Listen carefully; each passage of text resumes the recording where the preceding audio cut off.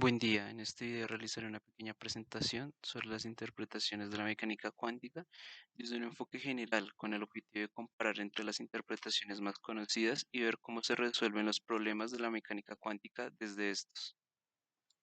La presentación consta de una breve introducción, para luego hablar sobre cómo se desarrollaron estas interpretaciones para posteriormente hacer una comparación entre tres interpretaciones que yo escogí analizando el famoso experimento de la doble rendija de Young.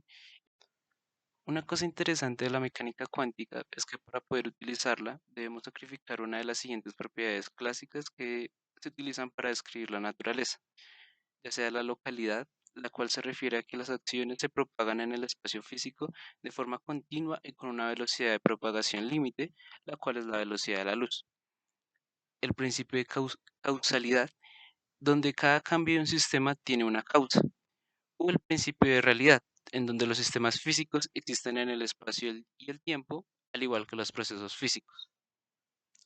Otra cosa que me pareció muy chévere fue esta frase que dijo Peterson en 1963, y es que no hay ningún mundo cuántico, hay solo una descripción físico-cuántica abstracta. Es incorrecto pensar que la tarea de la física es descubrir cómo es la naturaleza, sino que es la física la que trata acerca de lo que podemos decir sobre la naturaleza. Esto se refiere a que todo esto se reduce a un problema epistemológico, ya que muchos de los términos usados para poder entender la mecánica cuántica son productos de la mente humana que no existen, con el objetivo de que estos modelos se ajusten a los datos obtenidos experimentalmente. Y ya como un último dato, es que este término de interpretación no se utilizó en este ámbito de la mecánica cuántica, sino hasta aproximadamente 1955 con Heisenberg, que fue el que lo introdujo. Ahora daré un breve repaso por la historia de la mecánica cuántica. En 1900 aparece Planck, el cual logra resolver el problema del agujero negro. Luego, en 1905 aparece Einstein con su efecto fotoeléctrico, el cual apoya de cierta medida la idea de Planck. En 1924 aparece Broglie con su teoría de onda-partícula. En 1926 aparece Schrödinger con su función de onda tan famosa. En 1927 aparece el principio de incertidumbre de Heisenberg, el cual va a ser de mucha ayuda para la formulación de las interpretaciones. Y ya en 1952 y en 1957 aparece la interpretación de Broglie-Bohm y la interpretación de múltiples mundos. Bueno, ahora las axiomas que rigen la mecánica cuántica van a ser estas seis principalmente. Tenemos el estado cuántico, en el cual nos dice que todo sistema cuántico va a estar descrito, representado por una función de onda o por un vector de estado, y que a su vez en esta función de onda o vector de estado va a estar encerrado toda la información del sistema. Luego tenemos los observables y operadores, y es que para cada propiedad física que nosotros queramos medir va a tener asociado un operador. Luego tenemos el axioma de la medición, el cual nos dice que cuando nosotros queremos medir con exactitud una propiedad física del sistema, este va a colapsar en uno de todos los posibles estados eh, que pueda tener. Luego tenemos el principio de incertidumbre, en el cual nos dice que dos propiedades, que, dos propiedades del estado no siempre se van a poder medir a la vez con total exactitud. Luego tenemos la evolución temporal, la cual básicamente nos introduce la ecuación de Schrödinger dependiente del tiempo. Y por último tenemos el axioma de la superposición. Toda interpretación de la mecánica cuántica trata de responder a las siguientes preguntas. ¿Cuál es el significado de las variables dinámicas y sus valores propios? Eh, Quiere decir, si representan propiedades objetivas de la materia o si solo son símbolos que obedecen reglas y se utilizan exclusivamente para la correlación de datos empíricos o si pueden ser otra cosa. Luego tenemos que cuál es el significado de la función de la onda, de función de onda, perdón. Si solo es un mero símbolo matemático sin ningún significado físico, o por el contrario, si nos da información real física, o si solo ofrece información estadística o también una descripción de sistemas atómicos individuales.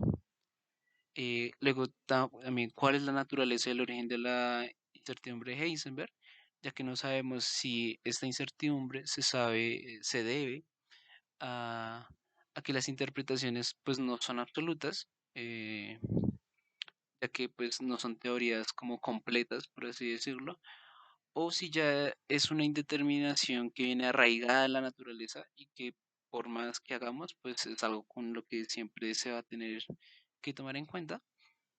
Y por último, ¿cuál es la naturaleza de los microsistemas tratados?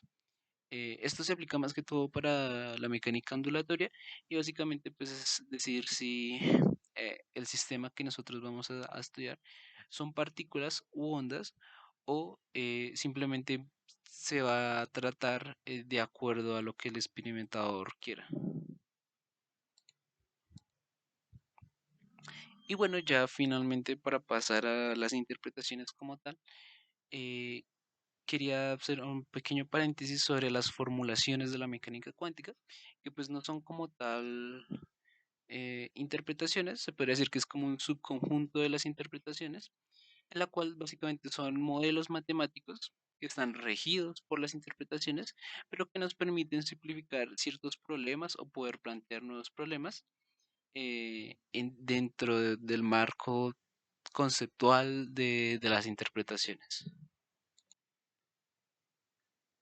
La interpretación de Copenhague fue el primer intento de interpretación para comprender el mundo cuántico.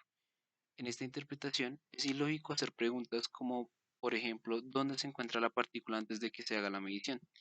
Ya que de acuerdo con esta interpretación, los sistemas físicos no tienen propiedades bien definidas antes de ser medidos. Y lo único que se puede hacer es predecir las probabilidades de los resultados que se puedan llegar a obtener. En otras palabras, el hecho de medir las propiedades del sistema afecta al sistema, haciendo que éste colapse en un solo punto. Y ya relacionándolo con lo dicho anteriormente, la función de onda, para este caso, es una herramienta totalmente matemática, es decir, no tiene un sentido físico.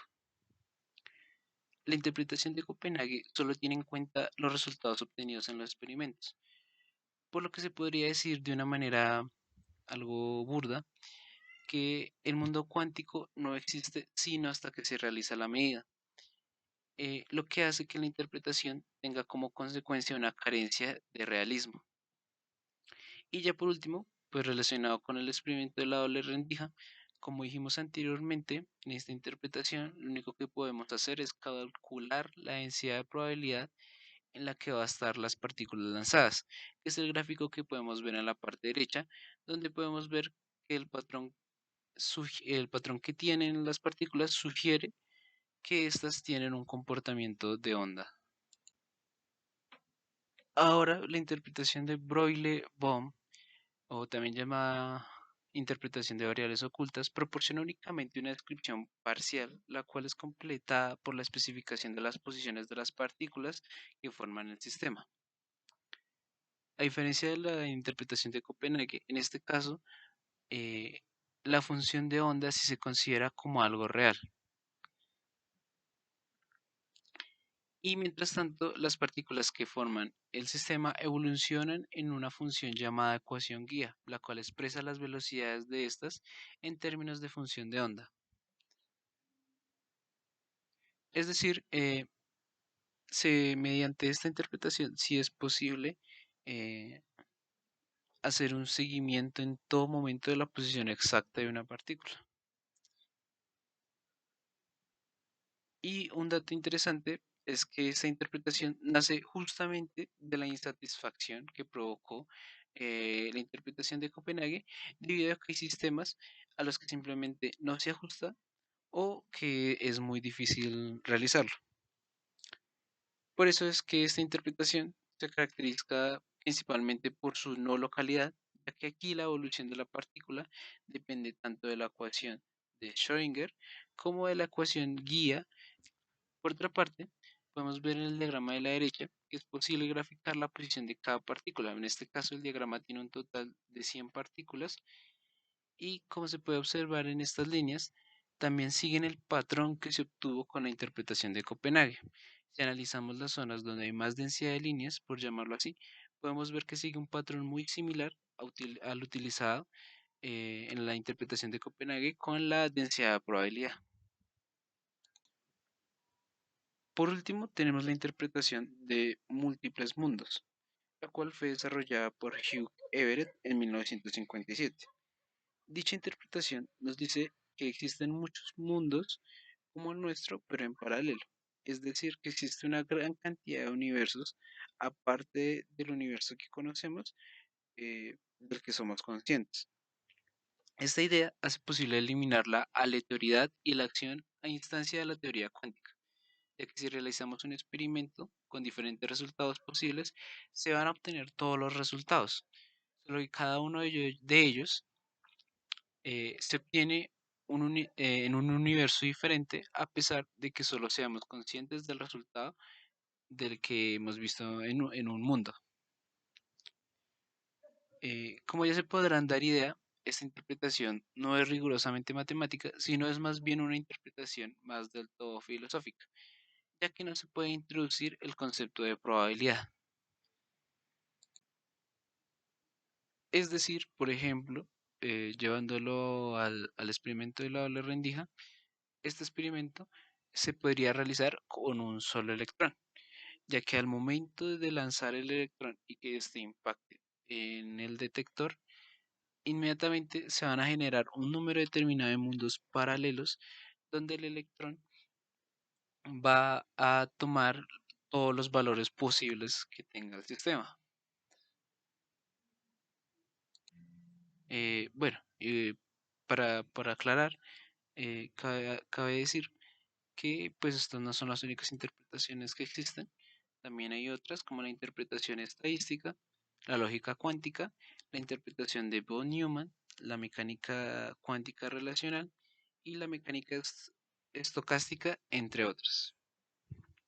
Y bueno, ya para acabar, unas pequeñas conclusiones que saqué, y es que ninguna interpretación es absoluta ni mejor que las otras, simplemente cada una simplifica o facilita el entendimiento, ya sea matemático o conceptual, a determinados problemas de la mecánica cuántica. Aún así, es necesario obtener una interpretación que pueda solucionar los problemas dichos anteriormente, o que pueda unificar las diferentes eh, marcos conceptuales que se tienen actualmente para entender mucho mejor el campo de la mecánica cuántica. También, todas las interpretaciones tienen características no satisfactorias, lo que hace que siempre haya científicos o filósofos que la rechacen. El claro ejemplo del por qué se formuló la interpretación de Broglie-Bohm. Y bueno, ya por último tenemos que el desligarse de los términos físicos clásicos como la realidad, la localidad o la causalidad es de los mayores retos que se han tenido para poder entender estas interpretaciones. Y pues aquí están las referencias bibliográficas utilizadas para este trabajo.